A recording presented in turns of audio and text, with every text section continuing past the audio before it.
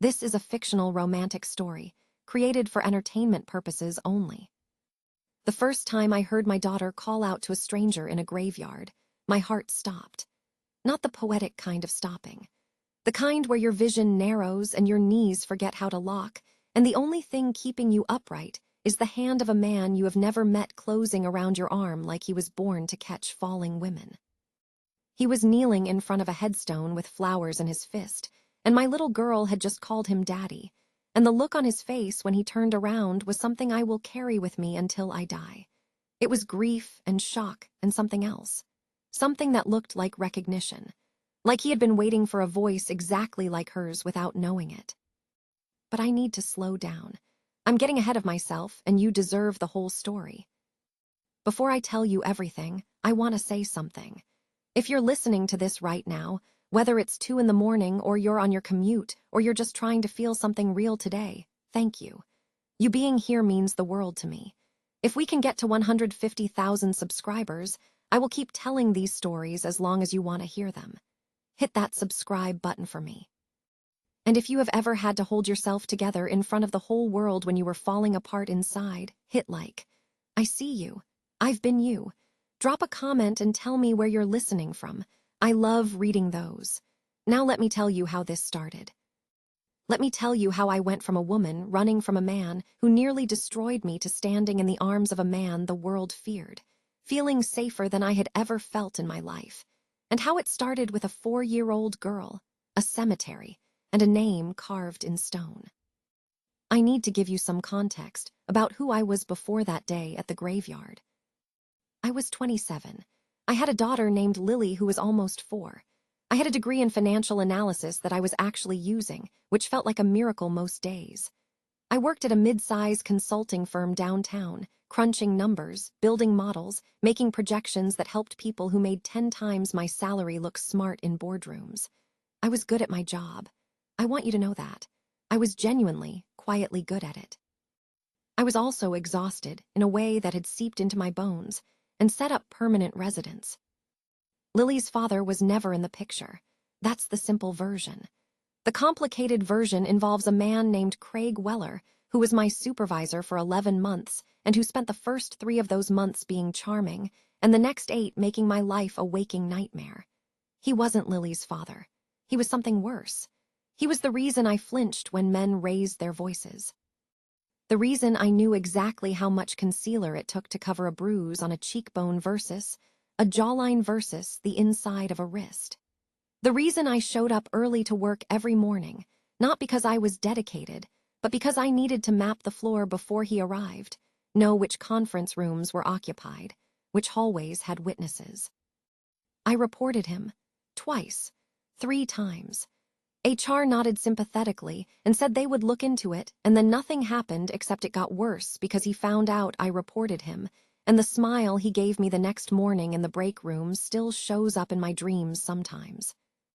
But that isn't where this story really begins. This story begins on a Saturday in October when the air smelled like wet leaves and cold stone, and I took Lily to visit my mother's grave at Holy Cross Cemetery on the north side of the city. Lily was 3 years and 10 months old, which she would tell you herself if you asked because she was very specific about it. She had dark curly hair and enormous brown eyes and absolutely no concept of social boundaries, which is both the most terrifying and most beautiful thing about small children. She talked to everyone.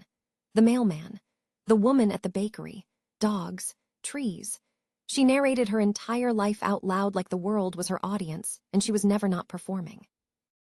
I parked the car and unbuckled her from her car seat and took her hand, and we walked along the gravel path toward my mother's plot. It was quiet that morning, overcast, the kind of gray sky that feels like a ceiling pressing down. I had brought daisies because my mother loved daisies, and Lily was carrying them very seriously in both hands like they were a sacred offering, which to her they were. We were about 30 yards from my mother's headstone when Lily stopped walking. I felt it before I understood it, that sudden tension in a child's hand when their attention locks onto something. I looked down at her. She was staring off to the left, toward a section of the cemetery I had never been to, where the headstones were newer and the flowers were fresher, and there was a man kneeling alone. He was big, That was the first thing I registered. Even kneeling, he took up space in a way that seemed to bend the air around him. Dark coat, dark hair, broad shoulders that looked like they had been engineered to carry impossible weight. He had one hand on top of a small headstone, and in his other hand, he held a bouquet of white lilies. And even from 30 yards away, I could see that his head was bowed, and his shoulders were shaking in that barely perceptible way. That means a person is trying very hard not to come apart. I should have steered Lily away. I should have redirected her toward my mother's grave and kept walking. But Lily was already moving. She pulled her hand free of mine with that startling strength toddlers have when they have decided something, and she took off across the grass on her little legs, daisies bouncing in her fists. And before I could react, she was standing right next to this enormous stranger at this headstone, and she said, in that clear, carrying voice children have, the voice that has no concept of volume control or privacy or the devastating weight of certain words, she said, "Are you somebody's daddy?" I will never forget what happened next. He went still, not the kind of still where you pause what you are doing, the kind of still where every cell in your body locks into place because the alternative is shattering. His hand on the headstone turned white at the knuckles. His head came up slowly. And then he turned and looked at my daughter. I was running by then, closing the distance, my heart hammering, apologies already forming on my lips. But I stopped short when I saw his face. He was younger than I expected. Early 30s, maybe, dark eyes that were red-rimmed and wet, a jaw that looked carved from marble, and an expression of such raw, unguarded pain that it felt intrusive to witness, like I had walked in on something sacred. He looked at Lily. He looked at the headstone, then back at Lily. "I was," he said. His voice was low and rough, wrecked. "I was somebody's daddy." And Lily, my beautiful, impossible, socially fearless daughter, looked at the headstone and then looked at him and said, "Is your little girl in there?" I reached them. "I'm so sorry," I said, breathless, reaching for Lily's hand. "She doesn't understand. Lily, sweetheart, come here." But he held up one hand, not at me, not to stop me, more like he was asking for a moment. And something in that gesture, something in the way his enormous hand rose so gently, made me pause. "Sophia," he said, and it took me a second to realize he was reading the headstone, not talking to me. Her name was Sophia. She was 5. Lily looked at him with those huge brown eyes. Then she held out her daisies. "These are for grandmas and little girls who live in the ground now," she said solemnly. "You can have some. There's something I haven't told you yet, something I wouldn't learn until much later about the man kneeling in front of that headstone, about who he was, about the empire he controlled, about the fact that the name Luca Motti made grown men in this city go quiet and look at their shoes. But in that moment, in that cemetery, he was just a father visiting his daughter's grave, and my little girl was offering him daisies, and the most powerful man I would ever meet took 3 flowers from a child's hand and pressed them against his lips and closed his eyes. He stayed like that for a long time. "Thank you," he finally said to Lily. Then he looked up at me, and I felt the full weight of his attention for the first time. It was like stepping into a current. His eyes were so dark they were almost black, and behind the grief there was something else, something sharp and assessing and deeply, unnervingly intelligent. He looked at me the way people look at equations they are trying to solve, and I watched his gaze track across my face and pause, just for a fraction of a second, on the left side of my jaw, where the concealer was failing. I turned my head instinctively, a reflex so practiced it was automatic. "I'm Alina," I said, because I didn't know what else to say. "And this is Lily. She's 3 and 10 months. "Almost 4, Lily corrected. Something moved across his face, a ghost of a smile that looked like it hurt. "Almost 4, he repeated. "Sophia was almost 4 when," he stopped, swallowed. "I'm Luca." He stood up and the full reality of his size hit me. 6'3" at least, built like someone who had been forged rather than born. His coat was cashmere, dark charcoal, and when his collar shifted I caught a glimpse of ink climbing his neck. Tattoos that disappeared into expensive fabric. His hands were enormous. The hands of a man who worked with them despite the clothes that said otherwise. He smelled like sandalwood and cold air, and something underneath that was just him. "Your mother?" he asked, glancing toward the direction Lily and I had been walking. "Yes, she passed 2 years ago." He nodded like he understood the specific gravity of that sentence. "I come here every Saturday," he said. 7 months now." 7 months. His daughter had been gone 7 months. I looked at the headstone and did the math and my throat closed. Sophia Morty. She had been 5 years old. Lily tugged on his coat. "Do you want to come see my grandma? She likes visitors." I opened my mouth to redirect her, but Luca looked at me with a question in his eyes that was so human, so unexpectedly vulnerable from a man who looked like he could tear the world in half, that I just nodded. So we walked, the three of us, across the gray October grass to my mother's grave. Lily held Luca's hand on one side and mine on the other, and she chattered the entire way about how Grandma used to make pancakes shaped like animals, and how the bunny ones were the best but the elephant ones always fell apart.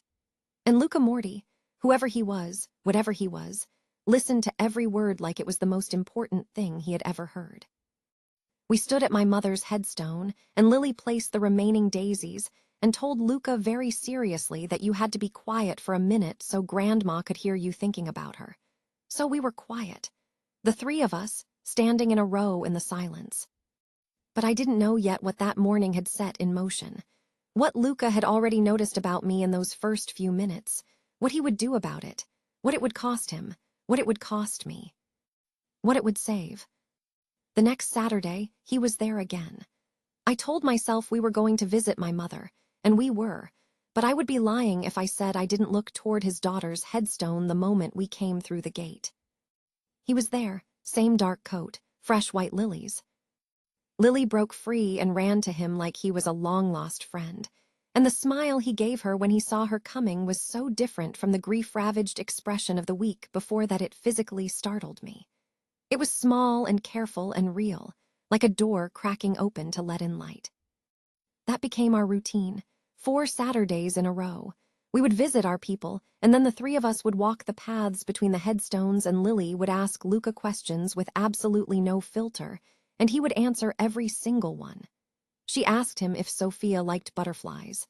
She asked him if Sophia had a favorite color. She asked him if he cried at nighttime. He told her yes, sometimes, and Lily said that was okay because she cried sometimes too when she missed her grandma, and that crying was just love leaking out of your eyes. I know what you're thinking. I thought it too. Who was this man? Why did I keep bringing my daughter back? Why did I let this stranger into our Saturday mornings so easily? Part of the answer is simple. Lily loved him instantly and with the terrifying totality that children love, and watching him with her felt like watching someone remember how to breathe. He was patient and present and gentle with her in a way that told me fatherhood had been the thing he was best at, the role that fit him most naturally, and losing it had hollowed him out. But the other part of the answer is harder to explain. I was so tired. I was so profoundly, cellularly tired of being strong and fine and managing everything alone, and coming home to an empty apartment after putting Lily to bed and sitting on the bathroom floor, cataloging new bruises and figuring out which ones I could hide, and which ones meant I had to wear long sleeves even though the office ran hot. I was tired of Craig Weller's hand on the back of my neck when no one was looking. I was tired of his whispered threats about what would happen if I went to HR again. I was tired of being the person who held everything together with nothing but willpower and concealer, and the knowledge that I had a 3-year-old who needed me to be okay. And Luca, without knowing any of this, was the first person in years who looked at me like I was a person and not a problem. On the 5th Saturday, it rained. We sat in his car because Lily refused to leave without seeing him, and his car was the closest shelter after we visited the graves. It was a black sedan that probably cost more than my apartment. Lily fell asleep in the backseat within minutes, and Luca and I sat in the front, listening to the rain on the roof, and he asked me a question no one had asked me in a very long time. "Elena, are you safe?" Just like that, no build-up, no preamble. I turned to look at him. His eyes were on me, and they were steady and dark and completely focused, and I realized he had been building to this question for 5 weeks. He had been watching me with the same patience he brought to his daughter's grave, waiting for the right moment, cataloging details I thought I had hidden. "I'm fine," I said. It was the most well-rehearsed lie I knew. 2 words I could deliver flawlessly at any hour, in any condition, with any number of bruises hidden under fabric and foundation. He didn't react. He just kept looking at me. Then he reached out, very slowly, giving me every possible second to pull away, and he brushed his thumb across my jaw. Across the exact spot where the concealer was thinnest. Where, if the light hit right, the shadow of Craig Weller's handprint was still faintly visible. "Who did this to you?" His voice was so quiet. That's the thing I remember most. He didn't get loud. He got quiet. And his quietness had a weight to it, a density, like the air before a storm when everything goes still and the birds stop singing and the world holds its breath because something is coming. "It's nothing," I said. "I fell." "Elena."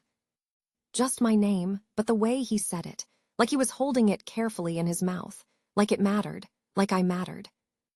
I broke. I didn't mean to. I had been holding it together for so long that I thought the holding was permanent, that I had calcified around my own survival and nothing could crack me open. But he said my name and something inside me just gave way, and I told him. All of it. Craig Weller, Vice President of Client Relations. The compliments that became comments that became hands that became fists. The HR reports that went nowhere. The way he waited for me in the parking garage. The things he whispered when he leaned over my desk. How I had started timing my arrivals and departures to avoid being alone with him, and how he had adjusted his schedule to match mine. How he was always one step ahead. How I felt hunted in my own workplace. I told it all in that flat, detached voice I had perfected. The voice that kept it at arm's length. The voice that made it sound like it had happened to someone else. Luca listened without interrupting. His hand was still near my face, but he had pulled it back, and his fingers were curled into a fist on his thigh. His knuckles were white. A muscle in his jaw was working, but his eyes never left mine. When I finished, the rain was still falling and Lily was still sleeping, and the car was very quiet. "I've handled it on my own," I said. "I'll figure something out. You don't have to." "Tell me his full name again." "Craig Weller, but Luca, it's not." He pulled out his phone. One call. I watched his face change. The grief-softened man who knelt at his daughter's grave and let a 3-year-old give him daisies was gone. In his place was someone I had never seen before. Someone whose voice dropped into a register that was almost casual, almost conversational, and somehow infinitely more frightening for it. Marco Craig Weller, Vice President of Client Relations at Ashford Consulting. I want everything, tonight. He hung up, looked at me. "It's done." "What's done? What did you, who was that?" "Someone who works for me." He paused. "Elena, I need to tell you something about who I am." I could have stopped him. I could have said I didn't want to know, gotten out of the car, taken Lily home. Gone back to my apartment and my concealer and my survival system. Part of me wanted to. The part that had learned to trust nobody. The part that knew better than to let someone else hold any piece of my life. But there was another part of me. The part that was so tired of holding everything alone that the idea of someone else reaching for even one piece of the weight felt like oxygen. "Tell me," I said. He told me, not everything, enough, that his family had roots that went back generations, that the Morty name carried weight in this city and not the kind that came from charity galas and corporate boards, that the business he ran operated in spaces the legitimate world pretended didn't exist, that people did what he said not because he asked nicely, but because the alternative was something no one wanted to discover. He told me his daughter Sophia had gotten sick, a rare condition. She had fought for 2 years, and she was the bravest person he had ever known, and she died on a Tuesday morning in March while he held her hand, and the only promise he had made that he couldn't keep was the promise that everything would be okay. He told me he came to the cemetery every Saturday because it was the only place where the noise in his head went quiet. He told me that 5 weeks ago, A little girl with dark, curly hair and no concept of boundaries had offered him daisies and told him crying was love leaking out of your eyes, and something inside him had restarted. Something he thought had stopped permanently. "You're under my protection now," he said. "Both of you, that's not a negotiation." I should have been frightened. A man I barely knew, a man who had just told me he operated outside the law, was sitting next to me claiming ownership of my safety. Some people would call what he did next unforgivable. I called it the first time anyone had fought for me. Was it wrong that I felt safe with a man the world considered dangerous? Maybe, but the world had already proven it couldn't keep me safe. HR couldn't keep me safe. The system couldn't keep me safe. The law couldn't keep me safe. Luca Morty, with his tattooed hands and his white lilies and his quiet devastation and his single phone call, made me feel like maybe I didn't have to save myself alone anymore. He drove us home that night, carried Lily up to my apartment when she wouldn't wake up, stood in my doorway looking at the locks on my door, 3 of them, all new, all installed by me, and said nothing. His jaw tightened. He looked at me. "Pack a bag for both of you." "Luca, please." That word, please, from a man who didn't ask for things, who took and commanded and decided. He said please, and it unraveled me. I packed a bag. His apartment was on the top floor of a building I had walked past 100 times without knowing what it contained. The elevator required a key. The hallway was silent. The door opened onto a space that was dark wood and warm lighting and floor-to-ceiling windows overlooking the city. Bookshelves lined one wall, real books, red books, with cracked spines and dog-eared pages. The furniture was leather and heavy and lived in.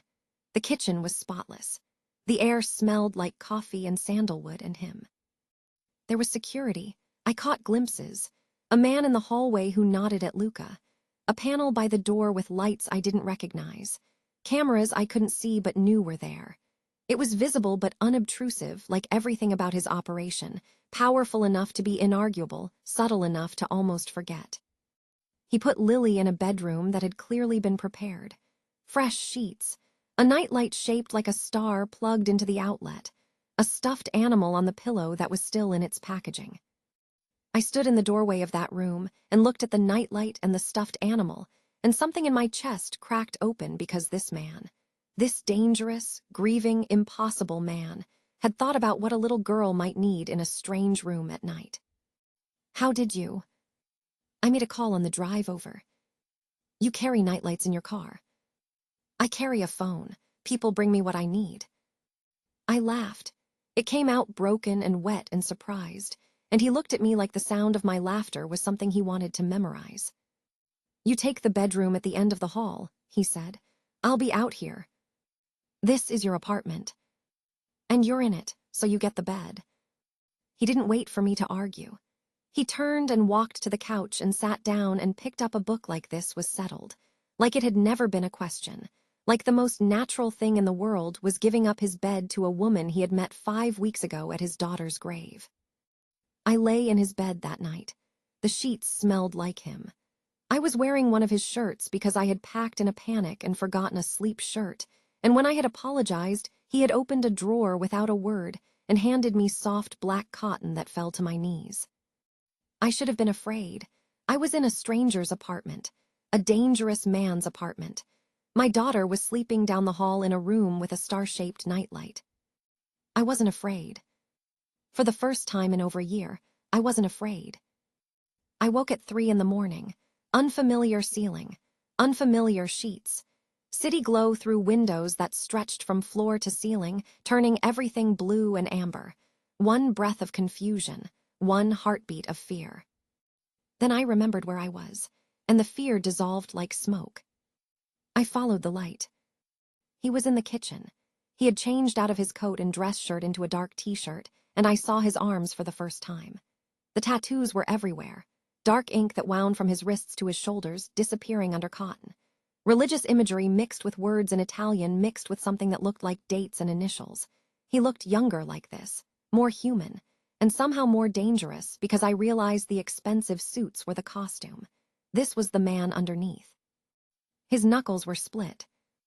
I saw it when he reached for a glass. raw skin across the knuckles of his right hand. He saw me looking and didn't hide it. "Is that?" "It's handled," he said. I stood there in his kitchen in his shirt with the city glowing behind him through those enormous windows, and I understood what handled meant. Craig Weller was handled. The man who had terrorized me for 11 months, who had put bruises on my body and fear in my bones, who had smiled at me the morning after I reported him like he was daring me to try again. Handled. I felt something I did not expect. Not horror, not gratitude, something in between. Something complicated and heavy and private that I am still learning to hold. Was I supposed to feel guilty? Was I supposed to recoil from a man who had done violence because of me? I have asked myself that question 100 times and I still don't have a clean answer. All I know is that I looked at his split knuckles and I looked at his eyes and I felt, for the first time in so long, like someone had stood between me and the thing that was hurting me and said no more. Not a committee, not an HR department, not a process. A person. One person who decided I mattered enough. "You didn't have to do that," I said. "Yes, I did." "Luca." "Elena."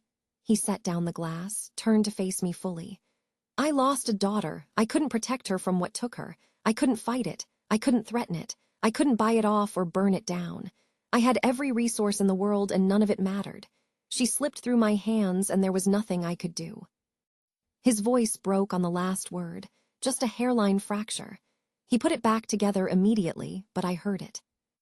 "I will never stand by and watch someone be hurt when I have the power to stop it. Never again." We stood there in the 3 a.m. kitchen light. The city murmured below us. Lily slept down the hall with her star-shaped nightlight, and something shifted between us, something tectonic and irreversible. He moved toward me, slowly, the way you approach something fragile, not because he thought I was fragile. I would learn that later. He moved slowly because he wanted me to have every chance to stop him, every second to choose. His hand came up to my face. His palm was warm and rough and enormous, and it cradled my jaw like I was made of something rare. His thumb traced the line of my cheekbone, avoiding the bruise with a precision that told me he had mapped exactly where it was, that he knew its borders better than I did. "Tell me to stop," he said. His voice was barely a whisper. His forehead was close enough that I could feel his breath. His eyes were dark and desperate and full of something that looked like surrender, which was impossible because this man did not surrender to anything. "Don't you dare," I said. He kissed me. It was slow and deep and devastating. It tasted like coffee and grief and the first page of something neither of us had planned. His hand stayed on my jaw, careful, so careful, and his other hand settled on my waist and pulled me closer with a gentleness that contradicted everything about his size. I felt his heartbeat against my chest. It was racing. This man whose voice never shook, whose hands never trembled, whose entire existence was built on control. His heart was pounding. He pulled back. It cost him. I could see it cost him. His eyes were closed and his forehead pressed against mine, and we were both breathing like we had been running. "When I kiss you again," he said, "and I will, you won't have bruises on your skin that someone else put there. When I touch you, it will be because you're healed and whole and choosing me, not because you're hurt and I'm the closest safe thing." He opened his eyes. "Go to bed, Elena, before I stop being good tonight." I went to bed. I lay in his sheets and pressed my fingers to my lips and felt the ghost of his mouth and understood that this man, who took what he wanted and built empires on the back of his will, was choosing to wait. For me. Until I was ready. Until my body was my own again and not a map of someone else's cruelty. That was the second night. I didn't feel afraid. The weeks that followed are hard to describe in sequence because they felt less like a timeline and more like a slow thaw. Things melting that I didn't even know were frozen. Lily and I stayed. That first night became a second and a third, and then it just became the way things were. Luca gave Lily the bedroom with the star nightlight, and within a week it had been painted lavender because she mentioned it was her favorite color once, in passing, while eating cereal, and by the time she came home from daycare the walls were done and drying. He never made a show of it. He never pointed it out. The room was just lavender now. He found me a job, not a pity job, a real one. An analyst position at a firm that had no connection to Ashford Consulting, working for a woman named Diane who had sharp eyes and zero tolerance for nonsense, and who hired me based on a 30-minute interview and a modeling test that I apparently demolished. I would learn later that Luca had nothing to do with getting me hired. He had only made sure the opportunity existed. The rest was me. But the proximity, that's what I need to tell you about. Living in his space, existing in his orbit, watching him move through his life. He made my coffee in the morning before I woke up, black with 1 sugar. I never told him how I took it. He just knew. He read to Lily before bed. Every night. Chapter books that were too advanced for her, but she didn't care because his voice made everything sound like the most important story ever told. She would fall asleep curled against his side, and I would stand in the doorway watching, and he would look up and catch my eye, and in those moments the air between us became something you could touch. His people treated me differently. Marco, his right hand, a man with dark eyes and a permanent expression of mild menace, started calling me Signora unprompted. The security detail knew Lily's name. The driver who took me to work in the mornings asked about her daycare and whether she liked the new teacher. I was being folded into something. An infrastructure. A family of a kind I did not fully understand. There were moments. His hand on my lower back as I passed him in the hallway. Our fingers brushing when he handed me a file he had brought home by accident. The night I wore a dress to a dinner with my new colleagues and came home to find him standing in the kitchen doorway with his coffee frozen halfway to his mouth, and he had turned around and walked into his office and closed the door without a word.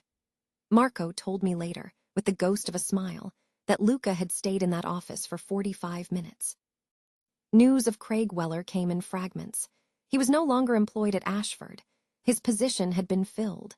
He had been seen leaving the city in a hurry, looking like a man who had received a very clear message about his future. I felt complicated relief. Satisfaction I didn't apologize for. A strange weightlessness, like putting down a bag I had been carrying so long I had forgotten what my shoulders felt like without it. 3 weeks after I moved in, I walked into Luca's office and closed the door behind me. He looked up from his desk. His sleeves were rolled to his forearms, and his tie was loosened, and his hair was slightly undone, and he looked like a painting of a man pretending to be civilized. "I need to say something," I said. He leaned back, waited. "I'm not fragile. I need you to hear that. What happened to me was terrible and it left marks, and some of those marks are still healing. But I didn't break. I bent so far I thought I would snap, and I didn't. I survived it. I survived him. And I need you to see that. I need you to see me, not the bruises." He was quiet for a long time. Then he stood up and walked around the desk until he was standing in front of me. "I'm not protecting you because you're weak, Alina. I'm protecting you because you're the strongest person in this building, and you deserve to stop having to prove it every single day." That was the moment. Not the catch, not the cemetery, not the kiss. That moment, when he looked at me and saw exactly what I needed him to see. I need to pause here and tell you something about Marco, because it matters later, and because his story is its own kind of complicated. Marco Bianchi was Luca's oldest friend and most trusted confidant, and he carried his own ghosts in a way that was obvious if you knew where to look. There was a woman. I saw her name flash across his phone once and watched his face go through 3 seasons of weather in 2 seconds. He caught me looking and shook his head once, a warning and a plea simultaneously, and I never asked. But I saw the way he watched Luca and me, the way something behind his eyes softened and sharpened at the same time, like he was witnessing something he wanted and feared in equal measure. Whatever his story was, it was still unfolding. But that's not mine to tell, not yet. The night everything changed happened a month and a half after the cemetery. Lily was asleep. The apartment was quiet. I was working late in the living room, laptop open, spreadsheets glowing, and I heard his office door open down the hall. He appeared in the doorway. He stood there for a moment just looking at me, and I looked back, and the thing that had been building between us for 6 weeks, the slow burn that I felt in my chest every time he was near, the electricity that crackled when our hands touched, the unspoken conversation we had been having since the first time he said, "Tell me to stop," all of it compressed into the space between us. Elena. Luca. He walked toward me. I closed my laptop, set it aside, stood up. He stopped a foot away from me. His eyes moved across my face, down my neck, across the collarbone where the last bruise had finally faded 3 days ago. He had noticed. Of course he had noticed. He noticed everything. My patience, he said quietly, has reached its limit. I looked up at him. This man who had knelt at his daughter's grave and wept, who had caught my daughter's daisies in his hands like they were precious, who had carried me into his life and given me space to heal and waited with a discipline that must have cost him dearly, until the marks of another man's cruelty had faded from my skin. I've been yours since the cemetery, I said. Since you took the daisies, you're the one who's been making us wait. Something behind his eyes caught fire. He kissed me like a man who had been counting the days. His hands found my waist, my hips, pulling me into him with an urgency that stole my breath. I felt his heartbeat slamming against my chest. My hands found the buttons of his shirt, and his hands found the hem of mine, and we moved together toward his bedroom with the kind of inevitability that felt less like a choice and more like gravity. His hands on my skin were a revelation. Gentle over the places that had been hurt, that ghost map of damage he had memorized so he could navigate around it. Fierce everywhere else. He laid me down like I was sacred, and touched me like I was fire, and whispered my name against my throat like it was the only prayer he knew. We moved together in the blue-amber light of the city through those enormous windows, and his eyes never left mine, and I understood that this man, who commanded and controlled and decided and took, was giving himself to me completely. Surrendering in a way he did with no one else, for no one else. My name on his lips, his name on mine. The city glowed beneath us, and neither of us saw it. After, tangled together in sheets that smelled like both of us now. His heartbeat slowing under my ear, his fingers tracing lazy patterns on my shoulder. His voice quieter than I had ever heard it, barely a rumble in his chest, more vibration than sound. I need to say something, he said, and I need you to be patient with me because I've never said it before, not like this. I lifted my head, looked at him. He stared at the ceiling, started to speak, stopped, his jaw worked. The most commanding man I had ever known, a man who made a single phone call and rearranged the world, was struggling over 3 words. Elena, he closed his eyes. You came into my life at a cemetery. You and that little girl with her daisies and her no-filter honesty. I was dead. I was visiting my daughter's grave every Saturday, and I was as dead as she was, and I was just waiting for the rest of me to catch up. His voice cracked. He let it crack. You make me want things I have no business wanting. A future, a family, mornings where I wake up and someone is there. You make me want to be worthy of you, and I know I'm not. I know the things I've done, the world I come from. Luca, I'm falling in love with you. I've been falling since the cemetery. I've been falling since your daughter offered me flowers and told me crying was love leaking out. I have fallen completely, and I will spend the rest of my life trying to deserve the place you've given me. I sat with it. I let those words exist in the air between us, heavy and precious and terrifying. Then I told him when I knew. You said I was somebody's daddy. That's when. Not because of the words, because of how you said them. Like being her father was the most important thing you had ever been. Like nothing else you'd built mattered compared to that. And I thought, this man understands what matters. This man knows what love actually costs. I put my hand on his chest, over his heart. I love you, I said. Not because you saved me, because you saw me, and you waited, and you let me come to you on my own terms. He pulled me closer, pressed his lips to my forehead, held me there. Craig Weller won't ever come near you again, he said. That's permanent. I know, I said, because of you. He pulled back, looked at me with those dark, serious, beautiful eyes. Because of you, he corrected. You survived him. You were surviving him every single day before I ever walked into that cemetery. You kept yourself alive. You kept your daughter safe. You showed up to work every morning and did your job and held your life together with nothing but your own 2 hands. His thumb brushed my cheek. I didn't save you, Tesoro. I just showed up late. Tesoro, he had never called me that before. He would call me that every day after. "Stay," he said. "Not for tonight, stay." Yes. Not because I needed him, because I chose him, because choosing felt like the most powerful thing I had ever done. He asked me to stay, and I said yes, and it was the freest I had ever felt. Is there a difference between protective love and controlling love? I have thought about that question so many times. I think the answer is in the choices. Luca made decisions about my safety without asking me. He made a phone call that changed Craig Weller's life without consulting me. He moved me into his home and surrounded me with security and folded me into an infrastructure of protection that I never requested.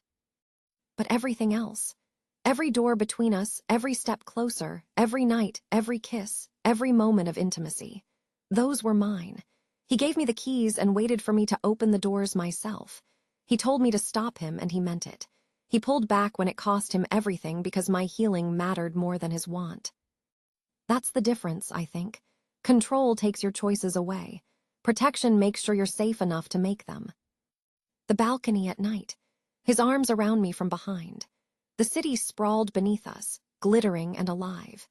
Lily asleep in her lavender room with her star nightlight, and the stuffed animal she had named Sophia without anyone telling her to, which had made Luca leave the room very quickly and come back with red eyes and a steady voice. "I didn't need saving," I said, leaning back into his chest. "I know. I was saving myself, every day. I was saving myself." "I know that too. What you gave me wasn't rescue. It was rest. You gave me the chance to stop carrying everything alone." His arms tightened around me. His chin rested on the top of my head. The city hummed below us. "You caught me," I said. "In the conference room of my mind, in the cemetery, and every moment since. You keep catching me." "I'll keep catching you."